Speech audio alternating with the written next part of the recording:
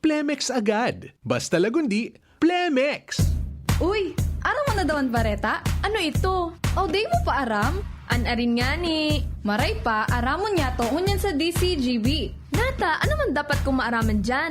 Ata, magdaog kita. Aramon niya to ang kakaibang mga informasyon, mga istoryang mapapakinabangan baaguan panguntuhan. Totoo yan. Uya na ang programang Aramon Nyato digdi sa DCGB. Kaiba si Mardela. Aramon Nyato.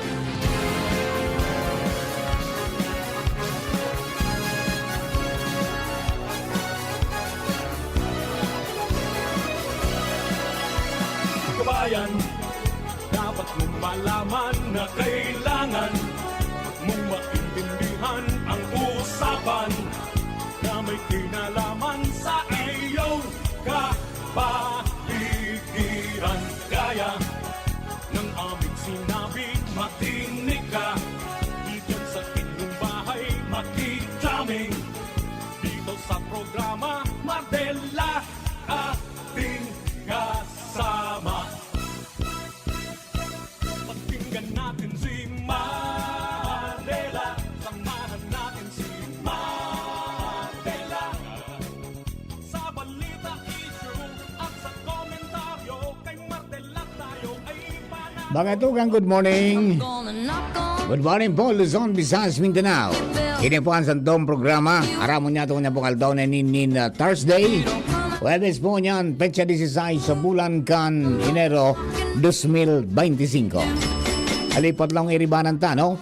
At Webes po niyan, pag alas 11, papasok po ang Department of Environment and Natural Resources Office. Regional Office number 5, mga pag-iribata po dyan para po sa mga updates na to sa environmental protection, as in mga programa na pinagigibo po kan ahensya. Kasarabay na po dyan siyempre ang mga regulasyones, no? So, tabayan po niyan 11 to 12 every Thursday para po sa mga kababayan po niya to. Ako pa sa lingkod, Mardela dahil ibang salit sanak. Pero tiyan, hanggang alas 11 lang po kita. Mantang duman sa mga birthday celebrators, happy birthday. Many returns of the day, more life, prosperity, and happiness. Sa mga nag-fiesta, happy fiesta. Sa mga nag-anniversary, happy anniversary. Sa mga bisita, mga foreigners, pagkatapos mga local na mga tourists, enjoy the sights, savor the taste, protect our environment. Laro technical, yan po dyan mga tugang. Dahil iba, Ronald Baldo. Nagparaiwas na nahal. At nagyawan si Jerome Nico Martinez sa DCGB Social Media Department. At tuya pong IT Newsroom. Pag-iribati dyan, sina Jenny Machibalyaran, Angel Mustasa at saka si Mary Joy Jaresco. Production Assistant Center yan po dyan si Shara May Liron. Sa luwas siyempre Mega Force Patrol sa padagos na pangalap ni mga istorya tanganing may balangibog sa banwaan na sin mapukawan ang mga turog sa pansitan. Yan po dyan ang samuyang Field Commander Chief of Reporters Jimmy Nasalita nanginyan at po dyan sa 3rd District. Mantang yaon man, mga tugang sa Daraga area, Joshua James Bino, kaya si Karen Ala. Pakasarabay po mga istorya dyan sa Kapitolyo Provincial. Mantang yaon man sa City Hall, si partner Al Armario, asin sa mga istoryang nakakalap dyan sa sur na parte kan Legazpi. Joshua James Bino, hindi po sa Legazpi Port District asin sa Regional Center Site. Mandang si Pading Jomar Bien yan po dyan sa Iyayan, nakaprangkisa ang Premier Distrito Canalbay. Kami po kabos, minasaludar mga kababayan, minapabon sa magbang morning. Ano man po siya ng pinagigibuhain man kamo sa mundo, laon po ni Papa Mar, nariglado kamo. Maski hard life, padagos manggirayit ang nakakatibos to yung pangangaipo sa Roal daw. Hello kay Shirley Antiquera Bulaños, maray na aga ngayon Sir Mar. Ay maray na aga din sa mga kababayan po nato dyan sa Piyuduran. Good morning kay former board member Mon Alsua. Yan. At saka si amigo natin, si ano yan, Sir Tunying, si Arthur Garcia. Yan. Good morning tabi sir. At sa mga ka-farmers na dyan, mga ka-kooperatiba, dyan po sa Piyuduran, good morning po sa indo. Sana okay ka mo dyan. Good morning man kay Edna Lonyosa. Good morning sa mga kababayan po natin. Kanakantaway po sa DCGB News Online Facebook page, sa DCGB YouTube channel, as in po siyempre sa DCGB Live app. And siyempre sa mga nasa mga radio sets, sa ina pong mga harong-harong, sa 729 kHz sa pitan ka mga radyo. Okay, o de duman sa mga kababayan ta, medyo nagtataga init-init pero minauran pa magiraray, kaya magpasiguro po kita ta. Kunya niyan amihan. Malamig ang hangin, kaya puwerteng gamit-gamiton so jacket ni Jerome. Taduman sa Santo Domingo, rin ba ka sa bukid, matindang lipot duman. Ayos, Jerome, ha? Tigaanap ko sa club ko ito, tayo kong kaganan duman nga ito nga ko sige. May kaganan, may sipiran duman ha? Pero perte, talagang pag sinulog mo ito, mag-iinit ka. Kapag ibig kinabang, yan, very good. Alright, mga tugang, padagos po ini na reminder kang Comelec, ha? Nasa election period na po kita, may mga pinagbabawal na mga dapat po niya itong sunodon. Bawal magsukbit ng badil. Outside of your residence, sagkod po na daig ka mo nin exemptions na nakakuali sa Comelec. Pati na ang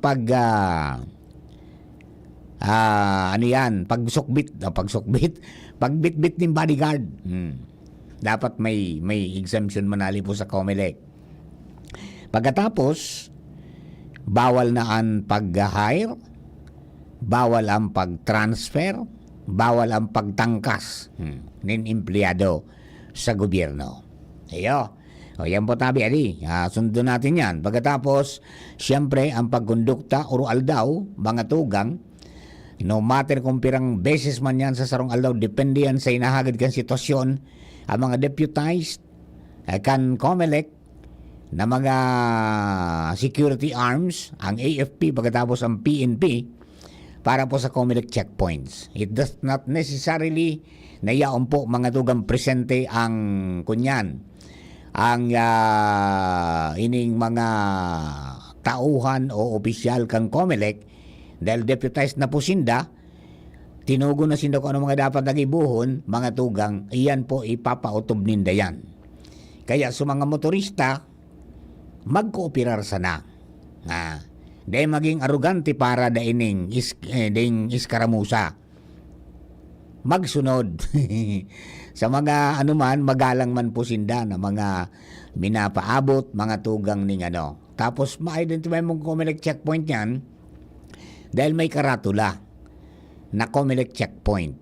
Yan po dyan nakasurat ang pangaran kan Comelec officer o supervisor dyan po sa sarong banwaan o lokalidad, tapos pangaran kan chief of police kan munisipyo na nagkukondukta mga tugang ng checkpoint. So yun po yan, adi.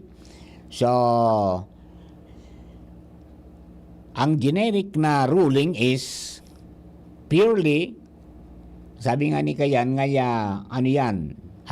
plain doctrine, plain view doctrine ang ipapautob. Sabi yun, hihilingon sana.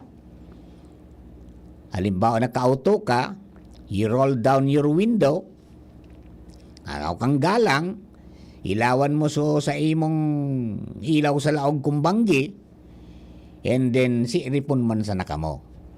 Dayban pwede ngayang pabuksan an sa imong mga trunks, kasarabay sa mga kurukong mga kaganan mo dyan sa laog, bawal po ito.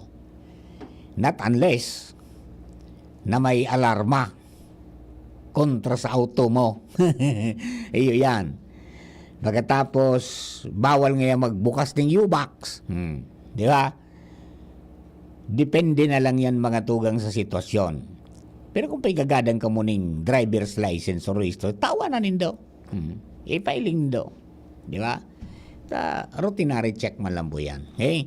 So, duman sa mga kababayan ta magsunod po sa na magkuhuro piratangani pong maging ariglado. Good morning kay Councilor Kuing Espejo. Diyan po sa Barangay Kulyat. An sa kuyang amigo. Long time no see ka, ano yan, amigo. Dahil kita nakakapi lamang Siring man si Bing Buen Boris, good morning ngayon, Papa Mar. Okay? O, duman sa mga kababayan ta, may mga naggarapat. Kumusta na ngayon, Papa Mar? So, mga solar panels nindo, nag-arandar pa man ngaya? Iyo po. May mga bago, lalo ngayon sa mga bago na mga solar panels na maski marumrum ang panahon, may harvest pa rin kahit konti. May harvest pa rin. Iyo po yan, so mga nag-renewable energy na. Talaga pong kailangan na natin ito. Ining mga namamatian tangon niya na kakaibang mga pangyayari sa kinaaban, mga sinyalis, mga tugang na nagbago ng panahon, epekto kang climate change, we really have to shape up. So, kung igwa man sa ng kwarta, iyan po tabi. Pero pwede man luhay-luhay yun. Sabi tangani, kung ma-solar ka, mapon ka duman sa pagkwintada kang pirang load ang ilalaog mo dyan. Ayan, that is makatipid ka lamang. Dahil mo pagbiglaw na magla kang mag-off-grid. Di ba? Tabaga kung sala sa kwintada mo, di kakaan, dahil maantos pag-aga. Di ba? At saka kung kulang man sa kwarta mo. Di. Pero basta dakol na po ang mga nagkakaigwa ning option na mag-shift from ini pong traditional na pinagakuaning kuryente, halimbawa sa Aleco, pasiring duman sa renewable energy, siring kan solar. Igwa nga ni na naggibo mga tugang nin sa diri niyang hydro. Hali sa salog, o sa iyang tubig, binugtakan niya ning dinamo para makakrear ning kuryente. And yun, igwa siyang kuryente maski siya nasa bulod. Di ba? Pagkatapos, mga tugang ngunyan, pigaadalan dyan sa Piyuduran, base sa tuyang mga kapartners, mga tugang sa Philippine Movement for Climate Justice, yung pag-ururon min na Sir Larry Pasqua, na may pag-aadal na pinaggibo mga tugang dyan sa Piyuduran, manungod sa pagbugtak mga tugang ning wind energy. Bako sa so ito pong solar na ibubugtag yan, kundi pati wind. Kasi pwede mong combine niya na duway. Para may shifting ka pwede. Pero magayon ining pinagpaabot sa kuya ni Katon Ying, ni Sir Arthur na Garcia. Diyan mga tugang sa Piduran. Ining bagong sistema ngo niya na pinagagamit na sinpig ko palakop mga tugang kan mga abantidong nasyon sa Europa, na instead of solar panel ang ginamit sa solar siya sa wind, no? So normally baga kaypon mga sa lugar na mga makusugon ng paros.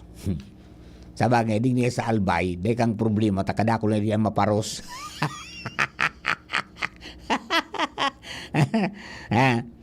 Sa Netherlands, mga tugang, pinag-reinvent ninda itong windmill. Ang tradisyonal, bagay dakulaon, nagragubnub talaga yan, arog gayan, tadakula, sa karalaba, dakulaon. Ngunyan, may reinvent sinda mga tugang na windmill na ang classification is ultra-efficient silent wind turbine. Ang sabi, mga tugang, ngaya padago sining pinagigibo kang Netherlands dahil talagang namatay na ninda ang air pollution, so pollution dahil lang po sa kadakol na bilang mga tugang ni mga auto, asinso-aso, halis sa natural gas and coal-fired power plants, mga tugang, na pigagamit para duman sa inda pong chemical industry. Yan. So, kumbaga industrial powerhouse inda na highly dependent mga tugang sa fossil fuels. Pero, dit nag-shift mga tugang sa sa renewable energy para ma-decarbonize ang sinang ekonomiya, as in ma-diversify ang sinang energy sources sa mga industriya. Yan. So, naging tatak yan, mga tugang kang Netherlands, ang mga innovation para po sa sustainable technologies and policies. So, ngunyan, uni mabago ninda, mga tugang sa wind energy, sadit na sana.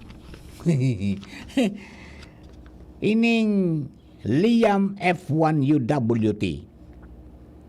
Sarong sadit, asin matuninong na wind turbine para po gamiton sa urban o sa mga sentro. No?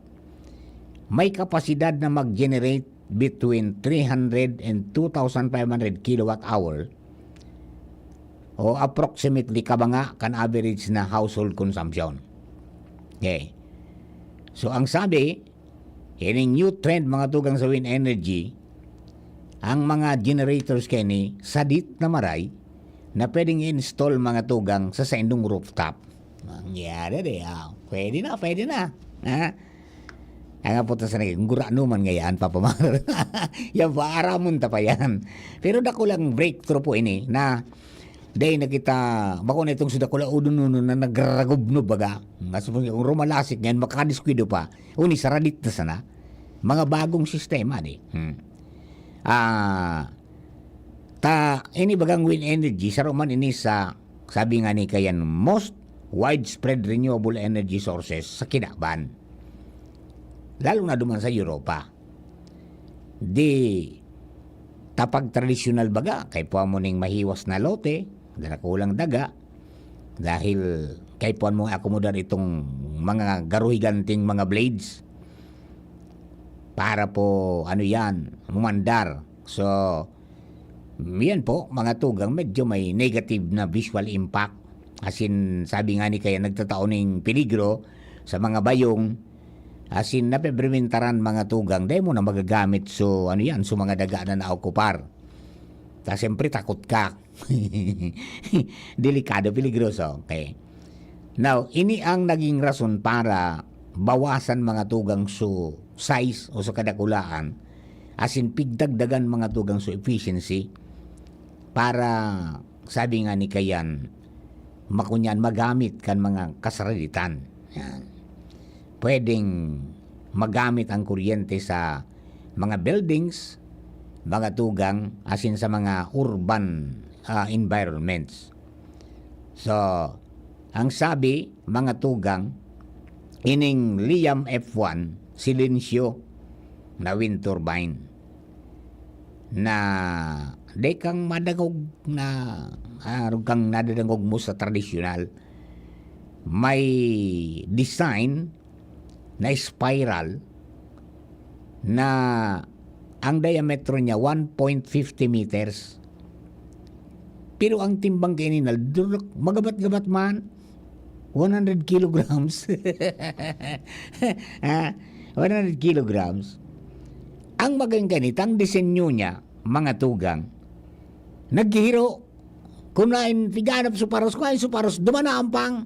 Ayos na, ayos, ha? Pag nagbago sa direksyon ng paros, mapibirik pa mo siya pa siring duman para makuha niya ang gabos mga tugang na, na air currents. So, nakakapag-generate siya ng average na 1,500 kilowatt hour per year mga tugang hali sa paros. So, so another breakthrough po ini para duman sa mga naghahanap. Sana nga, magpadagos-dagos po yan na magburugtak na kamulig din yung mga planta na may mabakalan kami kan mga siringga na magagamit talaga po na primero sa experience ko sa paggamit po kaya na renewable energy dako lang ekonomiya man talaga, may ekonomiya man magaling ekonomiya ka day pa lang na day pa lang na na-explore kimaray kan iba. Dahil ang target lang nila magkailaw lang. Yan. Pero may mga po kita, may mga harong kita na naggamit na halos gabos na sa inda. Gabos ng mga appliances niya, gabos ng gamit niya, nag-solar na o nag-renewable energy na. Ang LCC nga ni, to mention, mga tugang, naging successful so sa inda po na first phase. May mga tinda na po sinda na ano yan, solar energy na. Taginibuan din ng pagi na makakuha ng mga kapartner, including financial. O di nag-arandar na. Ngunya na 2025 hanggang 2028 yata o 2026, target nila ba ng phase 2? Madugang naman sindakan mga tindahan ninda na bubugtakan ng solar. O di ayos baga. Di ba? So, tang obeto nila maka-inspire sa iba. Tapos may filing na asin mabawasan so sa inda po na gastos. Iyo. And I think parang kahapon na unang bitan ni Ma'am Rose Ray, ano? Kang ACCI, yan po na igusindang din naman mga tugang sa sa China. And then may mga nagbirisita na din, naghiling na dyan sa sur na parte kan Legazpi para magbuktak mga tugang ning solar field, no? Alat-alaton ta po yan. So, sa San Miguel, igwa naman. Pero nailing ko, so ako Bicol, mga tugang sa San Miguel, dakulon palang duman ng mga kunyan. Dakulon na binurugtak mga tugang na mga solar, solar water pumps. Yeah. Tapos so, mga solar, mga tugang na mga eskwelahan. Binurugtakan ng mga solar panels na nagagamit ng ilaw mga tugang halipo sa sa solar energy. Dakul na sa Angas, sa iba pang mga barangay po dyan. Nahiling ko itong ipighiras mga tugang ni Congressman Jill Bungalon na intervention in the dumaan mga tugang sa San Miguel Island. Diba? O yan po, di pagabot kang panahon, so itong mga nag-pledge na mga investors during the conduct mga tugang kang Energy Summit, Energy Financial Summit, di ba? Giniburig di sa Albay, di pigahalat-halat lang dapo na mapuna kasi maasikaso sa mga papeles. Tapos anytime soon mga tugang mapuon kan trabaho para makagibo mga tugang nin mga sources ng enerhiya na magagamit ng mga kababayan nato. Ayo. Yan po tabi, halat-alaton tara lang po yan ta. Ang importante po ngunyan, magtarabang-tabang kita na mapalinig ta ang sa tuyang kapalibutan, not only ang segregation ng basura, kundi pati na yung padagos na paggamit ng mga fossil fuels, mabawasan ta na yan. Tanganin na mabawasan naman ang carbon footprints ta, mabawasan ang pag-init kang kinaban. Before na maging too late, mga tugang na magturunaw ang mga yelo, magralangkaw ang mga dagat, magkakaproblema kita mga tugang sa mga harababang lugar. Sa Indo Kabaws, thank you! Babalik po ako mamaya 12 to 12:30 with Jasmine Baloloy sa Bareta alas 12. After the news break, abangan po nindo, kapalibutan ta, atamanon ta with DNR personnel, ali po dyan sa DNR Regional Office number 5. Thank you po, bye-bye! 1 and 2, 1 and 2.